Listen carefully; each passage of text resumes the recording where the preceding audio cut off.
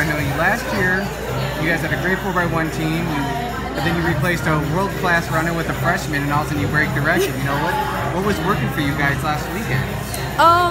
Honestly, I think we weren't really going out and worrying about the time. It was more just like chemistry, and we wanted to get handoffs and just get the stick around, and the weather was nice. There was fans there. It was a fast heat. I mean, Florida is not a bad team.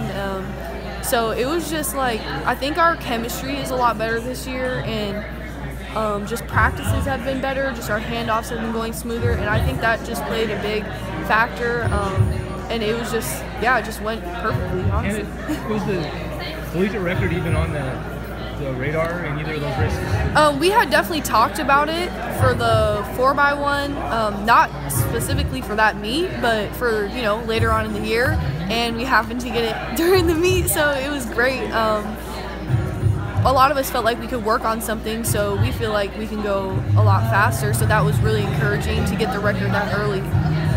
The 4x2, Curtis had talked about it before we ran it. He was like, you know, all you guys are going to have to split about a 22.5 or faster if you guys want to get this. And our handoffs weren't the best for that, and we still ended up getting it. So I'm pretty sure we ran very well. So it was just really encouraging, you know, looking forward to Mount Sac to open up, because we obviously we had to run pretty quick. Everybody had such a good indoor season. I mean, did you have a sense going into that first outdoor meet that everybody was still in really good shape and kind of prepared to run well? I think so. It was like, you know, indoors was cool, and then, you know, we got to celebrate, and then it was like kind of forget about it and, you know, move forward to outdoors. And I didn't think we were gonna run that fast, just because we had, you know, a pretty tough training week, and to be able to be under like the load that we were under and to run that quick was pretty amazing. So I think it was more encouraging after the Florida relays, you know, just like for the rest of the season. You must be really encouraged. Yeah, I mean, we're ready. Like today we were just like, yeah, we know certain things we have to work on in practice for the relay, and it was nice. We had relay practice today, so it went well. What does Mckenzie bring to the team? I imagine it might be intimidating for some freshmen to join a squad that has Olympians and Pac-12 champions and NCAA champions on it. Mckenzie is very competitive, and so she fits right in? She fits right in. She came into our group and was right with us in the block starts earlier in the season.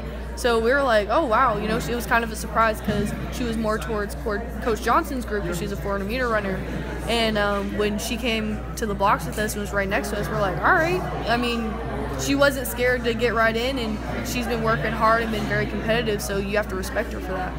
You mentioned Mount Sac. After running so well last year, what are your thoughts going into it this year?